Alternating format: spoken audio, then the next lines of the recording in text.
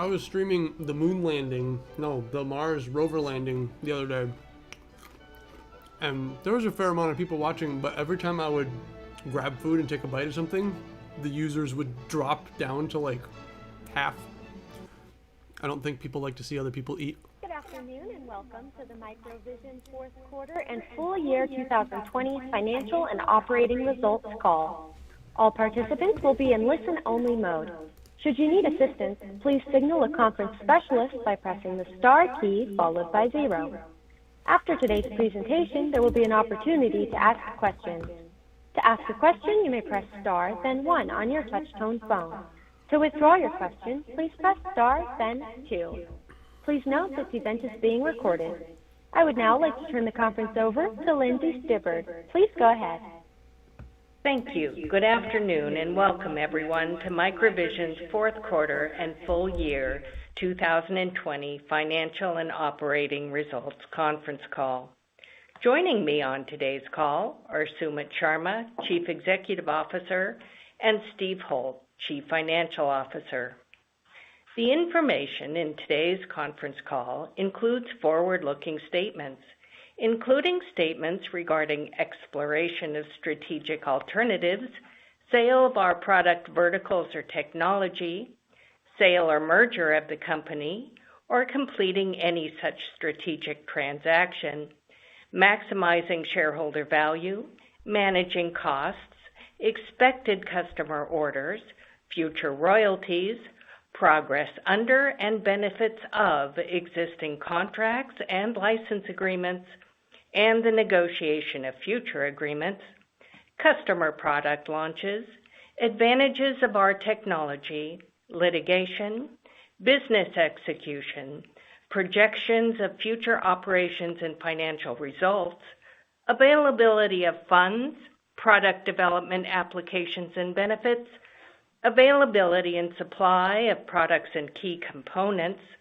commercialization of our technology, market opportunities, and future demand, as well as statements containing words like opportunity, potential, possibly, intend, believe, goals, paths, expects, plans, will, could, would, likely, and other similar expressions. What an interesting thing to have to say. These statements are not guarantees of future performance. Actual results could differ materially from the future results implied or expressed in the forward-looking statements.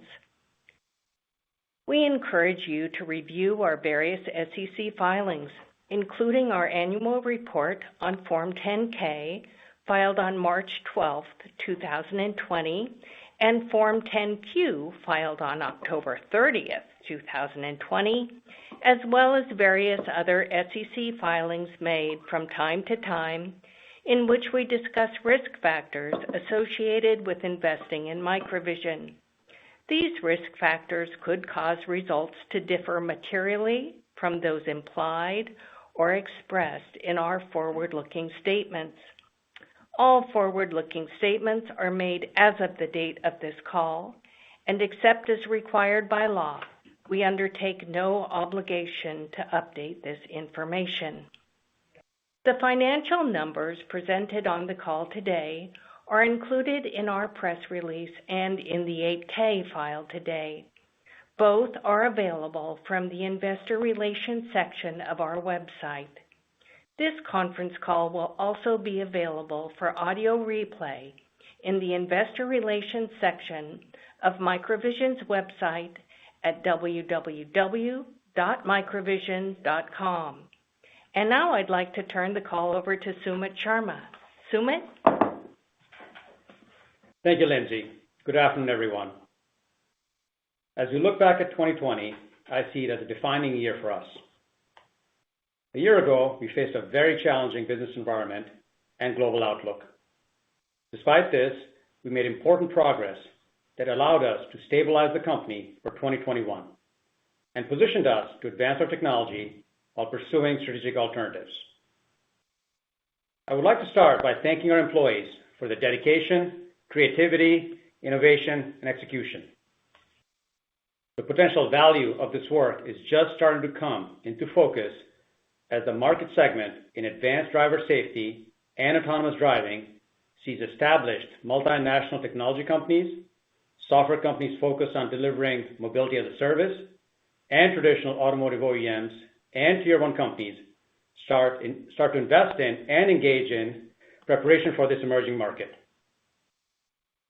I would also like to thank our shareholders for their support that allows us to focus on obtaining the right value while exploring strategic alternatives, including a possible sale of the company.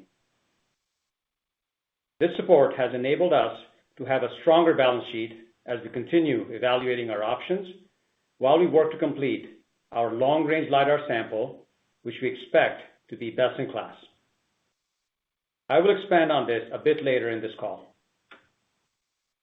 Stronger balance sheet allows us to add staff that we believe increases the value of our company for potential strategic partners, as well as reduces risk to our 2021 development goals. I expect us to continue adding key staff through 2021 to enhance our ability to demonstrate to the market and potential strategic partners two sustainable strategic advantages of our technology. First, the ability to deliver a high-performance, long-range LiDAR sensor that is designed to meet or exceed current OEM requirements. And second, scalability of our sensor to support future price targets. Over the last 12 months, we also welcomed 3 new board members to our board of directors with considerable expertise in automotive and augmented reality market segments. I believe adding these new expertise and insight to our current board to augment existing expertise in business, including expertise in mergers and acquisition, strengthens our ability to create value for our shareholders. Over the past 2 decades, we have leveraged our strengths to solve some of the toughest technical problems anticipated by multinational OEMs as they look to new market opportunities using laser beam scanning technology. In our augmented reality, interactive display, and consumer LiDAR product verticals, we pioneered scalable solutions that we believe were far ahead of global competitors. The impact and value of what we achieved was hard to measure, since there were no competitive solutions for these verticals. Our automotive LiDAR product addresses an emerging market segment that has the potential to impact millions of lives in mobility and safety, with potentially billions of dollars of sensor and vehicle sales for OEMs and multinational technology companies over coming decades. I believe this market demand represents a great opportunity for Microvision to showcase our competitive advantage of high performance and scalability. We expect our long-range LiDAR sensor to demonstrate what we believe will be the high performance required for advanced driver assistance systems and autonomous driving.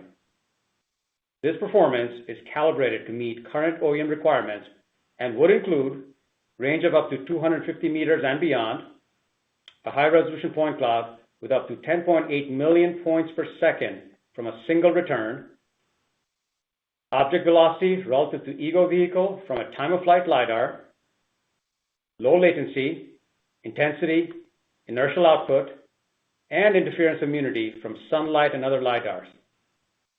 With such capabilities in our first potential product, we believe a future product could then include a LiDAR and a camera module combined in a single sensor. We expect such a future product could reduce the number of sensors required per vehicle to achieve features for advanced safety and autonomous driving. This improvement in cost per vehicle could support faster adoption. We believe our capability to demonstrate scale is important in this segment. We have successfully demonstrated our solid-state technology to achieve scale over more than a decade. Our custom MEMS and ASICs scale from 200 millimeter wafer technology, where we have successfully delivered products for OEM programs. Our LiDAR is based on 905 nanometer laser diode technology that is currently available and is the plan of record for anchor technology companies. Additional innovations in injection molded freeform plastic optics and multi-axis active alignment automation automated testing, and closed-loop control algorithms, among others, have prepared us to show scalability from our pilot line. As I mentioned in our call last October regarding our A-sample timing, we expect the hardware for demonstration, along with select benchmark data from our development platform, will be available to interested parties in the April timeframe, followed by continued benchmarking and testing. I also expect that a version of our solid-state long-range LiDAR sensor could be available for sale in small quantities in Q3 or Q4 this year. Our solid-state long-range LiDAR sensor could enable any interested party to perform testing with our sensor on their moving platforms, such as cars and long-haul trucks. This is important because we believe scalability, being a key strategic advantage of our technology, needs to be demonstrated to help realize value for our shareholders. Also, we expect to establish a pilot line with appropriate capacity to demonstrate scalability, as we have done over the last decade for multinational technology partners. Let me be specific on this. Our capabilities include delivering process maps, control plans, supply chain partnerships, automation, and product integrity qualification for high-yield designs that can ramp. We have confidence in our ability to scale our sensor from our pilot line. In addition to our automotive LiDAR vertical, we believe we remain well-positioned in augmented reality, interactive display, and consumer LiDAR product verticals for strategic alternatives. The impact of the global pandemic on consumer devices in these segments is evolving, as is clarity about opportunities from OEMs focused in these markets. In conclusion, we remain committed to exploring strategic alternatives, including a potential sale of the company in part or whole to maximize value for our shareholders. I believe with our advanced technology and continued dedication of our employees, our vision on products and markets, and strength of our balance sheet, we can deliver a scalable, best-in-class long-range LiDAR sensor. I am profoundly optimistic about our path forward. Finally, today the company announced that David Westgore will retire from Microvision. David has been a key contributor for over 15 years. He is stepping down from his current role, but will be available to support the transition to a new general counsel. As he approaches his 68th birthday, he feels it is time to look to his planned retirement and enjoy the time with family, with the company on a solid path forward. On behalf of our employees and shareholders, I would like to thank David for his dedication and service to Microvision. I will miss our time together and his counsel, and I wish him a wonderful retirement. Now let me turn over the call to Steve to discuss the fourth quarter and full year results. Steve? Thank you, Sumit. Good afternoon, everyone.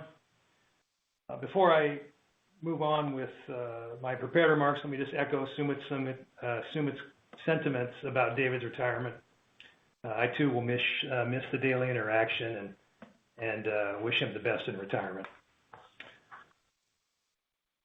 For the fourth quarter, revenue was $395,000. All the fourth quarter's revenue was royalty revenue and was attributable to our April 2017 customer. In comparison, in the third quarter, we recognized $539,000 in royalty revenue and about $100,000 in product revenue. Revenue for the full year was $3.1 million, $1.7 million from royalty revenue, and $1.3 million in product revenue. The product revenue was mainly from shipments to our April 2017 customer in Q1 before we moved to a royalty model starting on March 1st, 2020. As a reminder, I want to point out that royalties that are due to Microvision related to our April 2017 customer will be credited against the prepayment made by the customer in 2017. When the prepayment is exhausted, the customer will begin making cash payments for royalties due. At the end of Q4, the balance of the prepayment stood at $7.8 million. As I previously reported, the $7.8 million prepayment is not refundable to the customer, and the $7.8 million is on the balance sheet as a contract liability. During the year ended December 31st, 2020, we applied a total of $2 million against the prepayment. Royalties have no cost of revenue, so fourth quarter cost of revenue was zero, resulting in a gross profit of $395,000. In comparison, gross profit was $639,000 in the prior quarter. Operating expenses were $4 million in the fourth quarter, up from $3.5 million in the prior quarter. The increase is due to additional expenses related to our development work on our first generation LiDAR sensor and personnel additions we've made to our engineering staff. We talked a minute about headcount. A year ago, in February 2020, we reduced our headcount approximately 60% because we were not sure what the future held. While lowering headcount was essential at that time, we've concluded that we need more people to advance our LiDAR product to a point where it would be easy or ready to scale. Additionally, we believe having a more rounded out or complete team makes us more attractive to those who may consider strategic transactions. Fortunately, we've been able to rehire some of the employees that we were forced to lay off in February 2020, and we've added some new personnel. Today, our headcount stands at 53. For the fourth quarter, our net loss was $3.6 million or 2 cents per share, and this compares to a loss of $2.8 million or 2 cents per share in the prior quarter. In the fourth quarter, cash used in operations was $4.2 million, which compares to cash used in the prior quarter of $3.5 million. We expect that our cash used in operations for Q1 2021 will be in the range of $5 to $5.5 million. The expected increase will be due to continued spending on parts, tooling, and contractors to develop the first generation long-range LiDAR and the increase in headcount. I'm very pleased to announce that we ended the fourth quarter with total cash and cash equivalents of $16.9 million, up from $5 million in the prior quarter. In addition to the $16.9 million cash balance, we raised net proceeds of $61.4 million from 2 ATMs we completed in January and February of 2021. This puts our balance sheet in the strongest position it has been in for many years. And based on the December 31st cash balance and the 2021 proceeds from our ATMs, we anticipate the financial statements that we will be releasing shortly will no longer have a going concern opinion. We are very pleased where the company is today. We will now open the call for questions. We will now begin the question and answer session. To ask a question, you may press star, then 1 on your touch-tone phone. If you are using a speakerphone, please pick up your handset before pressing the keys. To withdraw your question, please press star, then 2. Our first question will come from Glenn Mattson with Ladenburg Thalmann.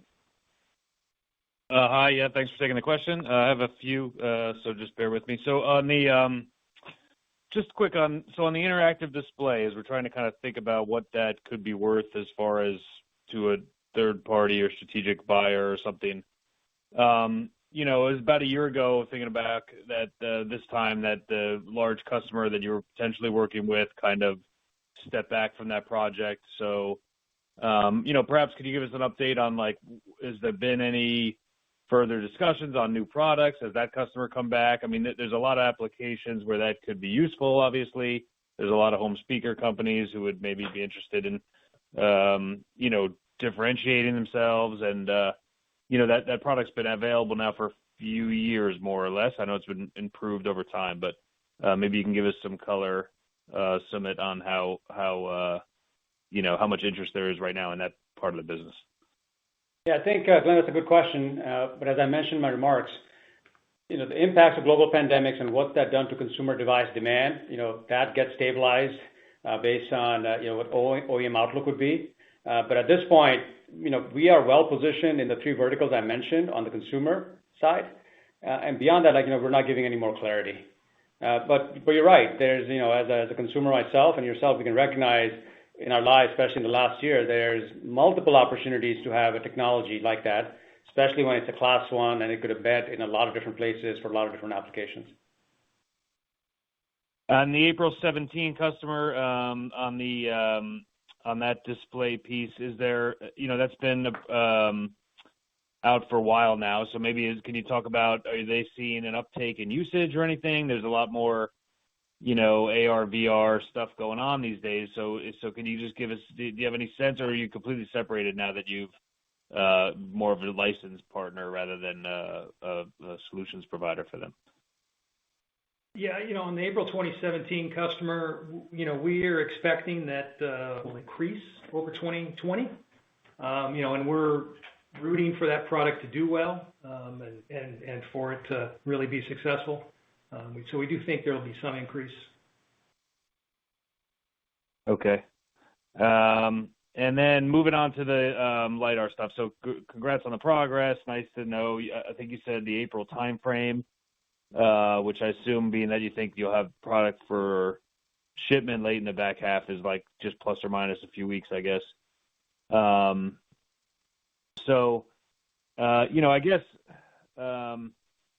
it's clearly it's a big market, and Sumit, you talked a lot about all the ways that your product differentiates from the numerous other LiDAR makers out there. But the biggest one I think I heard about was kind of the ability to reduce the number of sensors on a vehicle.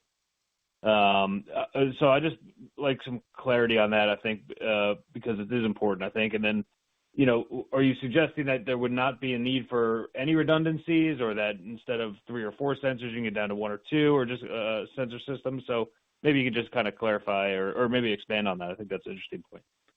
That's a great question. It's one of my favorite topics, so I'll try to keep it concise instead of talking too much about it. So I think if you think about these sensors, a lot of them, redundancy is going to be dictated by regulation. A sensor's capability, what will happen over a long period of time with actual miles driven on enough cars for consumers or testing, regulatory bodies like NHTSA, Euro NCAP, they will decide what's required. But as you can imagine, for the big business is the OEM. Obviously, a single OEM, let's say shipping 10 plus million vehicles, compared to like some shipping only 500,000. Things are going to change, as we know, but they will decide which is the most scalable product long-term, accommodate for the regulation requirements. But anybody would want a solution, regardless of regulation requirements, solution that's the most concise, that gives us the best opportunity possible to ship a product at a competitive price. Adoption prices increases, the lower the number of sensor count. So, I think everybody knows this, if you're just watching the news, cars have radars and ultrasonics and LiDARs and multiple camera modules. But then there's another bigger proportion of it that is not talked about often, which is called the ECU, where all of this is fused together. And that's where the decisions are made, based on planning and maneuvering. So if you think about some of the choices we made, some of the hard problems that we chose to solve for multiple years before launching our product, obviously range is important. That's a basic, you have to have the bit range. So certainly have that. But this high resolution where something at 250 meters, as tall as me, probably even shorter than me, significantly shorter than me, you could identify, that is a very compelling thing. So resolution is a very important one. On top of that, clustered velocity, so you can predict how things are moving in relation to the car you're driving, the ego vehicle. That's very important. Again, in the same sensor. This whole point of like 30 hertz, our low latency, this is very important because camera modules that are in the cars right now, they operate there. So sensor fusion becomes a lot simpler. Unlike, if a sensor was at, let's say, 5 hertz, 10 hertz, 15 hertz, some people would say, it's all the way to 120 hertz. Well, we can be there as well. But what we do know is sensor fusion requires a very, very simple computing to merge them, simple relative speaking. But then you can start seeing pieces come together that make the entire system, including the computing and the sensitivity required to deliver true L3, L4 features as regulations are written for them. So in general, having a sensor, a LiDAR with such high resolution at the latency, which is about the same as a camera module, and a computer system that can actually fuse the sensor and perform all the analysis on the fly, that's the path to a scalable product in general. Now, what else stays in there? What are the features out there? It's regulation, of course, what OEM want to offer, what their differentiation would be. So this is the data, all the way back from my time at Google and other places. This is the problem that everybody's been looking to solve, is how do you take the number of sensors required to achieve autonomous driving and advanced safety features, and this is the path. So again, this is what I believe, and this is what we believe, and you can see in the market right now, you see different people fielding different moving platform testing, and we're excited about having this product available for them to put it on their moving platform and explore this. Great, that's great color. Thanks for that. So just two questions kind of about the balance sheet. Number one, I guess now that you have this big pile of cash, which probably equates to somewhere to the tune of like 3 to 4 years at the current burn rate, assuming there's no revenue coming in the door, is there some element of the thought process to maybe go it alone at this point? Like, there's less urgency necessarily to find a partner for sure. So just curious about if you're thinking about maintaining yourself as an independent entity, now that you have this cash. Right. So I think consolidation is actually happening in the market, as you know, right? There's more than 100 LiDAR companies, so that's part of it. So we have to keep that in mind. And consolidations are, horizontal, vertical, depending on the market by itself is settling. The best solution, the best scalable solution, was most likely going to win. So that's a premise we just have to sort of remember. So the concept of strategic alternatives is the most pragmatic way I can describe how one would have to approach this as we think about going forward. So this concept of as a standalone company, I think for us, we've mentioned on the call, we continued the advanced development and expect to have the best-in-class LiDAR, as we said that. So that positions us for that one key part of the conversation about why is this such a differentiated product. The second piece is also extremely important, which is scalability. So if you think about all the consolidation, it's going to whittle down to a small group of companies that have the most gravity around their solution, and it's not the one that's got the flash in the pan kind of like, what conversation they can have. This has to be the protein and the fiber part of it, where you have actually thought about what problem you want to solve, and you're way ahead of everybody. That's the conversation. So that's how I look at it. So this question about standalone company, I think it's a good one. But I think the way to really think about it, consolidation is a point that is happening. Strategic alternatives are there. We certainly have a pilot line that I think we can ramp to anything that is required on our A sample. B and C sample, I can give a little bit more color on that later. But those are done when there's specifically something, a OEM that they want to customize, and that goes towards their product. So right now, that's not there. So the standalone company, of course we can go there, but strategic alternatives is how you have to think about it, because where the market is in the LiDAR space, how is anybody going to justify all these valuations with the kind of revenue that would have to be a reasonable multiple to that in the future, right, Glenn? So I'm saying that strategic alternatives is the right way to think about it, and we are a standalone company right now, but we're up for sale. So I think that's the best way I can answer it. Sure. So the last one for me, just for the third ATM that you did, I've never seen one that was announced and then completed inside of like 6 days. So I understand the first two were done. They were a little longer than that, obviously, but they had to be done, and it was kind of imperative that you got them done quickly to get enough balance sheet power to hold out long enough to do negotiations for a sale and everything. But the third one, you weren't necessarily under extreme balance sheet pressure. Now the stock had run up a lot, so I guess I'm just trying to think about how you feel.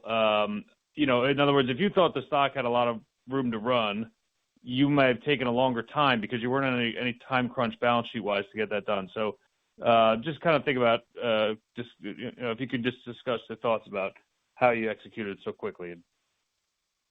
Yeah, I think the volumes at the time, after that, were very high in the share trades, and so we were able to really be quite patient. It didn't take very long to sell through that amount of shares. but the price was high and the volume was quite high, so we were able to just take advantage of that. I guess I'd also say that on some of the earlier ATMs, we were able to clear those in relatively short amount of time too, largely because the volume on the share trading was high, and the prices were also good at those times as well, though not as high as on the third one. All right. Okay. Thanks, Steve. Our next question comes from Kevin Dede with H.C. Wainwright. Good afternoon, gentlemen. Thank you very much for hosting the call and taking my questions. Listen, I realize that there's a lot of background noise, so I apologize. I'm not sure if you can even hear me at this level. So let me know that first before I continue. We can hear you, Kevin. Oh, good. Okay, thanks. So, Summit, you mentioned, the compatibility with cameras. So can you talk about that? And, I get the whole 30 hertz thing, but I'm wondering how much further you're going to go. Are you going to try to continue to work on your module and integrate it with a camera on your own, or do you think you're just going to be able to pass off the LiDAR technology separately and go with that? So if you review the comments I made today, we're focused on our LiDAR product, but it was trying to draw a future vision of part of the roadmap for anybody reasonable would be to accommodate that, and what is that benefit to that? So by making this LiDAR to the level we've done, what is the real benefit, right? That LiDAR by itself is extremely valuable, right? I'm always optimistic about the company. A year ago, where we were, people asked, what do you think, Microvision, where it is? I think even back then I said it's worth billions, right? Took a year, so that's what the market valuation is. So if you think about the value of the LiDAR is where I'm trying to say that what problem has it solved? Like how is just a LiDAR another widget that another company, David Westforth's company has another widget, and how do you differentiate? So I'm trying to draw that bigger picture of how important it is to actually solve these problems in these segments. That's point number one. So that's how you think about it. So we're not developing that product. Is it part of the current plan? No, absolutely not. I'm just saying that will be the next one. If a partner comes along and they want to do something with that, right, that's perfectly fine. But I wanted just to provide the color so people understand what's the benefit. When everybody's hears about this company X makes 500,000 units and their CEO doesn't believe in LiDAR, so I get all sorts of questions all the time. So I've never really brought a point about that. But it's about that LiDAR will become an integrated item in L3 and L4 safety as you go forward. But the ultimate solution is the number of sensors that are required to make a car to that level of safety is too big. So therefore, adoption rates will be low. So therefore, over a longer period of time, if you want to go to higher volume in whatever time frame, I think there's other competitors that have financials out that project years into the future. That's the point I'm trying to bring out is what solves that. A LiDAR by itself will not solve it. It will completely go to the level that's required. It's a very important piece. But you still have a more expensive part. A holistic part of that entire system is also the computing. If you have a 5 or 8 kilowatt water-cooled computer in your trunk is the only way you can do this autonomous driving, that's not scalable. People use their trunks for other things. So again, that sort of puts in context where that technology is. So I'm just saying it's a future roadmap that how to visualize why the problems we've solved are extremely important. Yeah, no, understood. I think you did a great job making those points clear. So, I guess I was just sort of thinking of the next step in terms of convenience for your potential future partners or customers. And yeah, right. That's why I just want to be, I want to be very crisp about that, right? We're focused on our LiDAR, A sample, exactly what I said. Gotcha. But we're open for strategic alternatives. We know what we would have to do, but just because we know ultimate solutions years out, because we have experiences and we have, fortunate to have some really great board members, that does not mean that we're embarking on that. I think being very crisp about what we're working on and our commitment to strategic alternatives, because that just kind of makes sense where the game is right now. Fair enough. I apologize if you thought I read too much into it. It just seemed like the logical next step. And I apologize, Kevin. No, that's my directness was not like as if it's a great question. It's a valid question, right? It's just I want to make sure that lots of people listen in to these calls, right? So it's kind of important that, people have clarity of thought of exactly what we're working on, right? introducing that concept is to say why we would be winning. So if you think about there's consolidation happening in the market, if anything else, my comment says, why would we be one of the final companies? If you've solved a key problem and you're extremely valuable, of course I'm optimistic about this company. Hugely optimistic what it could actually enable. So that's why I was just trying to be crisp. I don't want my optimism to, somehow mixed in with, what our plan. Our plan is exactly what I said. So that's why I wanted to be pretty crisp about that. Fair enough. I appreciate the candor. And okay, so I know Glenn got a couple of words in on cash burn, but I was hoping maybe Steve could go back to that topic. What's your expectations for headcount, Steve? I think you mentioned 53 total now. Where do you think that goes year end, and how does that change your cash burn? Well, we haven't given a forecast on where it's going to go.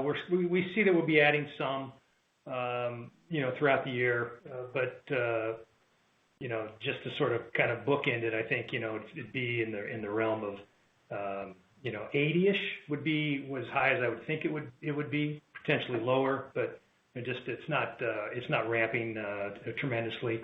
About a year ago, when we were in February of 2020, I think we were at like 78, 80 people around that time frame. And you got to remember that cut we made in February was pretty deep. As far as the cash burn, as far as I'm projecting out right now or giving guidance on is just, $5.5 million next quarter. And as you can imagine, there's a fair amount of materials and stuff going into building this product. And then those expenses would come down. And then, so I don't have a long-term forecast, but it shouldn't go up too much more. Okay. Last question for me.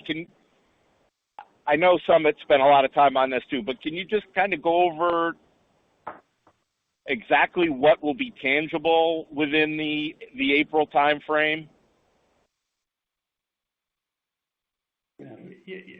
So we are in the April timeframe. We'll have the A-sample hardware that can be demonstrated and shown, and also we would have some benchmark data from the A-sample device as well as from our development platforms that we can share that data as well, so the folks understand what the A-sample is capturing and seeing.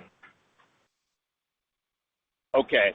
And then 3Q, beyond that, 4Q this, yeah, 3Q, beyond that, 4Q Kevin, of course, benchmark testing and further testing just continues, including any other requests that may come back for custom testing, so that the work continues after that. Of course. Understood. And then 3Q, 4Q, that's your B sample?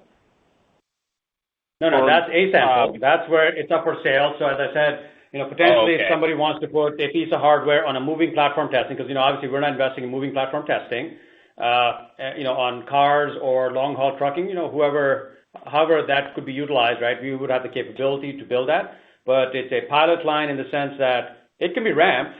Obviously that's always been our wheelhouse. But we're just being reasonable about what the future would be. Beyond that, I think we're not giving any more guidance. Yeah.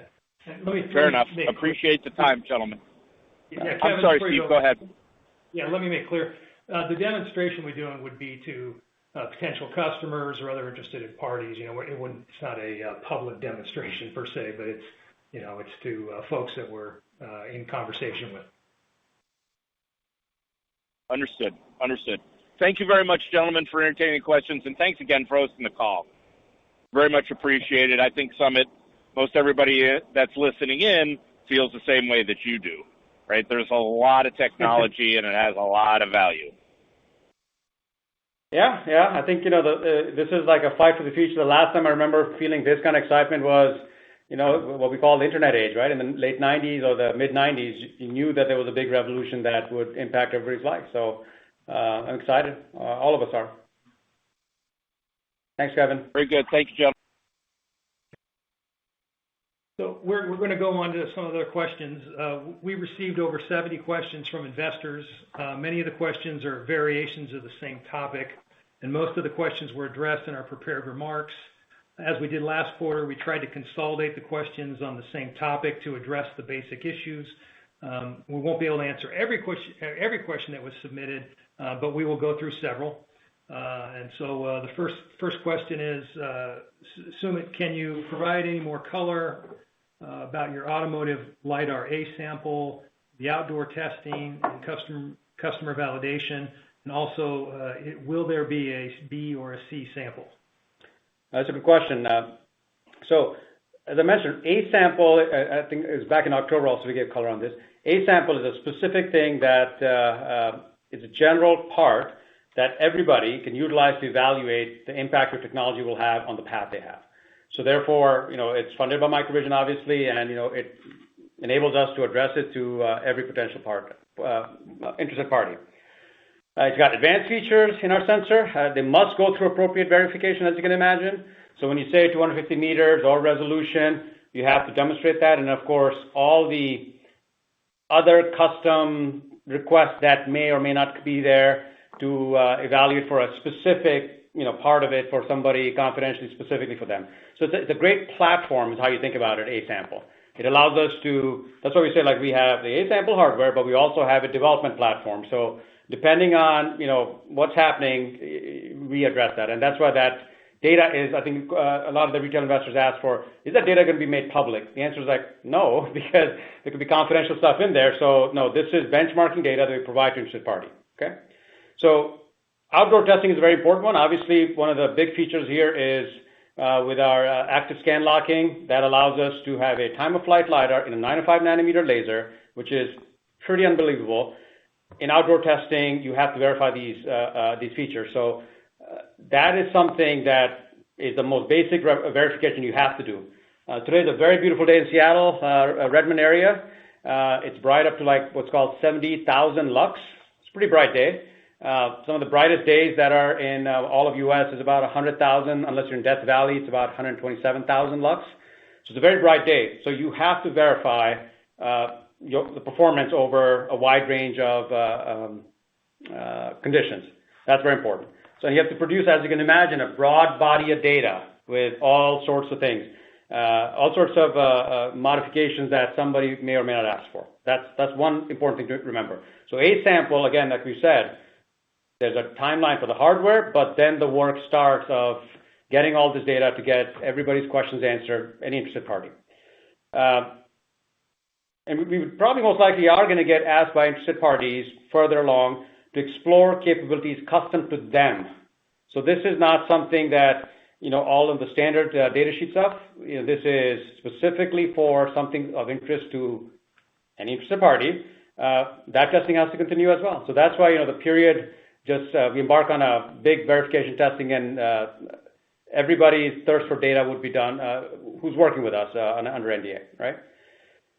This will be done on the A sample and the development platform, I've said. So that's important to remember. And our current focus is the development of A sample. So there is no B or C sample. B and C sample, the best way to think about them, these are the, let's say you go through a RFQ with a interested party, like an OEM, then that enables somebody to customize their base solution for that interested party. And that customization design, it could be a full redesign, a partial redesign, in most cases a partial redesign, and qualification to their standards, whatever they require for their customization. And those are the B and CM samples, and then goes towards the OEM launch cycle, and it's got its own cadence. So at this moment, I think I want to be pretty clear. Our focus is A sample, but it is actually pretty valuable because you have the precursor to every potential derivative of that people could consider. So we have a platform which they can actually, we will be more than happy to accommodate their request for custom data, and they could, without any investment or waiting, they could actually see how we would have aligned to their plan or how we do align to their plan, all right? So that's pretty important. Now, we expect this thing to launch this pilot line, and that's actually a pretty important step because regardless of what customization happens when at B sample, the ingredients I mentioned, those are very important. If you can demonstrate them at A sample, you're significantly more mature, and your probability of success for B and C sample increase, of course. So again, this is something that we have to show, something that we have to show benchmark data. We have to build confidence. We're fortunate that we have a decade-long history doing that. And then you would embark. So B and C sample, they're on the spectrum, but they are not part of our day-to-day planning right now.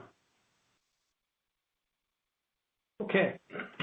Second question is it's related to the $50 million ATM that we did in February. What are you spending $50 million on? Why do you need so much money? I'll take that question. We're trying to become an important player in the automotive LiDAR market. And in the automotive LiDAR market, the staying power of a business is important. Also, we need a balance sheet that gives confidence to others in our ability to execute our plans. We need to be able to give confidence to customers, people perhaps in a strategic transaction, as well as to employees and future employees. And so that's another reason to have a strong balance sheet to show that confidence. And then it just seemed out of sync to be a $2 to $3 billion market cap company having such a low cash balance, particularly when you compared it to some of the other public LiDAR companies. Third question, why are you hiring employees if you're working on a strategic transaction? I'll take this one again. So, first, let me just remind you of the significant reduction we had in 2020. That really brought us down to a very low level of staff.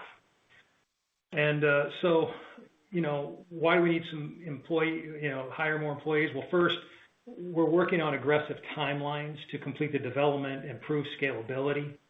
And for that work, we need more people and some additional skill sets. Second, we want to make sure that we have backups in critical skills and positions. We don't want to be in a place where one person, if they got ill, for example, that, one person being out could seriously affect our ability to execute our plan.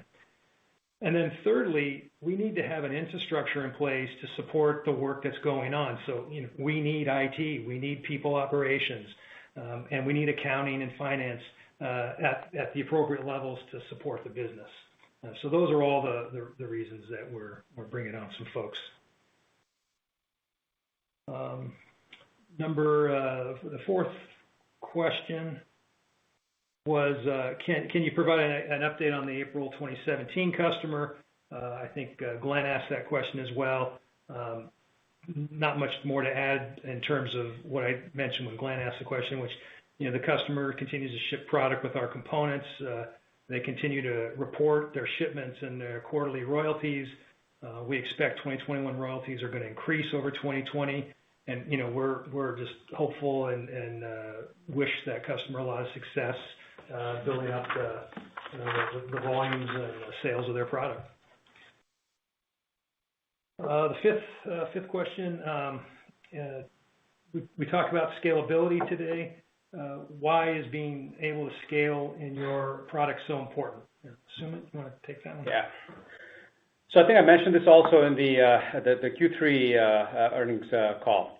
Scalability is important, to demonstrate that the gravity of business and the product that they would have a future capability of generating revenue and profits. So I think it's important to think about now that, for the first time in the 20-year history or even the 20-year history of this company, finally we are in a market, in a market segment where there's other public examples of standalone companies that you can benchmark against, that you can see. Like you finally have a race where we're not the only ones, there's no competition, we're there, okay?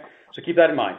Now, everybody will talk about scaling, but it is pretty clear OEMs have a very specific idea of how the long-term market would be. If they cannot win for a sensor that can go multiple years of deployment, they're not going to redesign a sensor every year. That's not what automotive is. It is slow and steady and reliable. So therefore, it is very important to understand the long-term commercialization and scaling of the choices that we made. So anybody can have the best possible sensor solution. Why I believe that solid-state MEMS scanning is powerful is because our scanner starts from a 200 millimeter wafer, turns into a module, controls electronics, optics, and it is able to do that wide scanning. Now, put that versus a mechanical scanner. you can't negotiate your way down when you have a lot more components and you have mechanical parts. So, right off the bat, when we talk about scalability, it's not just the fact that you can go from, a small volume and ramp up to a high one. That is very important. Of course, that's one of the biggest things why you would leverage a MEMS-based scanner and a 905 nanometer laser system integrated together with a lot of the features that we have. It's the fact that is much more competitive. So regardless of where the entire conversation in the market, with the folks that we're competing against, that's one of a very big conversation that kind of gets lost, in the model. People are so focused on, do you have 251 meters single return, right? Yep, that's check. But the bigger question is, how are you going to win this if you know that the customer always looks at commercialization even harder than consumer? Let me repeat that. Whatever people have an understanding of the consumer market, automotive is significantly more conservative because they need to understand any sensor sales that they would make, that OEM would make in a car, is supported about 15 to 20 years behind. So this supports my premise, of course, that consolidation is something we have to keep in mind. It is, the way, the level of investment that's involved, it's probably the, path forward for, for the company, obviously, but also that scaling part of it, right? If it's demonstrated, you have a high probability of potentially being successful. Otherwise, you can build a story and sell a story, but, it's for me personally, it would not jive because if you can't really prove with the scalability. So it's very important to think about scalability. And we just talked about what is the ASP and, what the margin would be. That's a good conversation, but the conversation for any interested party in the world goes beyond that because they need to understand multiple years. You said millions of lives and billions of dollars over decades. So you can understand that's why scalability is very important, right?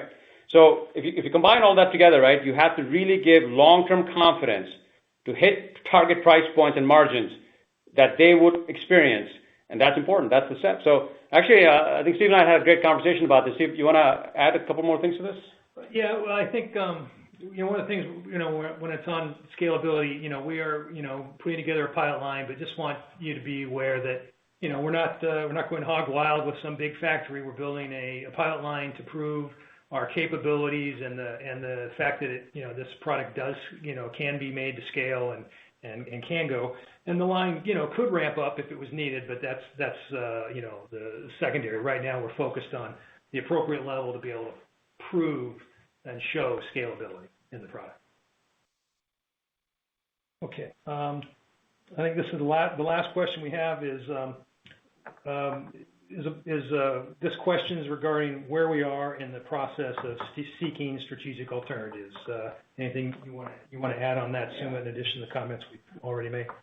Yeah, so I think the point I would start with is just I want people to understand this. It's not a philosophical one, right? It's just common sense, and so you have to be pragmatic about it. With so many companies vying for the rollout volumes that are going to be there in OEM, and they're still the biggest game in town, consolidation is going to be part of the conversation always, and any reasonable business person would say that has to be on the table at all times. So that's why we stay committed to it. So there's no ambiguity or reading between the lines. There's nothing to read between the lines. This is as straight as I can say it.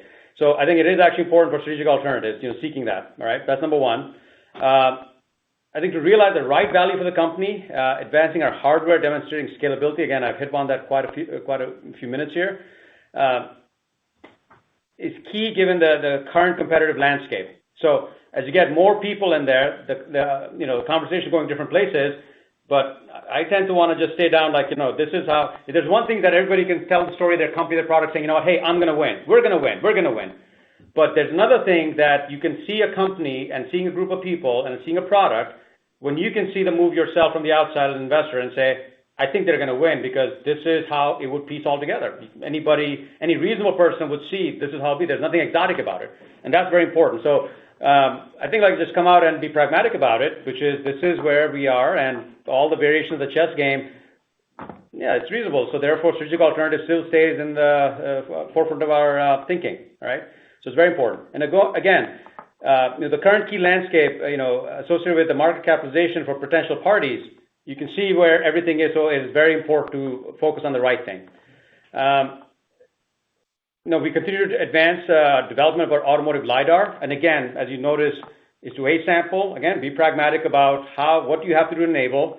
So you can think through, you're not promising the moon and under delivering. You have to just be reasonable about where everything is headed and spend accordingly. I mean, that's pretty good. And for me personally, the process continues. The process is always continuing, but we will not be commenting more on it. I think, the question that Steve has created here is like a softer version of some of the questions, and I appreciate everybody's enthusiasm for the company and trying to understand.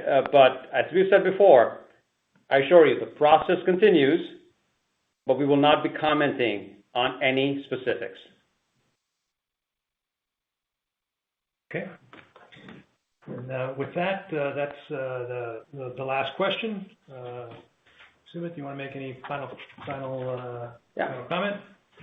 In closing, I want to once again thank our employees, business partners, and our shareholders for their continued support.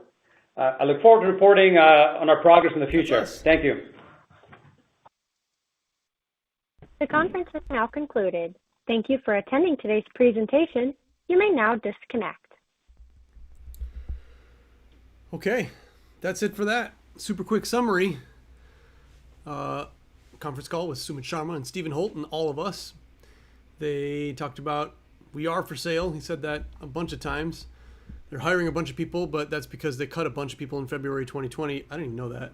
But also because they're building out new systems for making new things, because LiDAR is newer and it's getting different, it's getting better, and they need internet people, and they probably need catering and blah, blah, blah. They're hiring a bunch of people.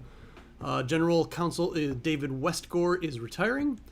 I took a picture of that guy. That's so unimportant, but here I am. So whoop. This fella is retiring. Goodbye, David Westgore. So he's going to go off the screen. Whatever, Q4. The new operating cost is about a $4 million budget. And it's up $1 million, but we all know that they raised $50 million just a little bit ago. So they have enough money to go for as long as it takes, whether that means they're going it alone and selling this thing as a product, or whether they're going to partner with, I'm going to guess Google, because Google's all over their board and Google doesn't have a car. So Ford is on their board. So if we want predictions, Google is going to buy them. And I think it's already decided.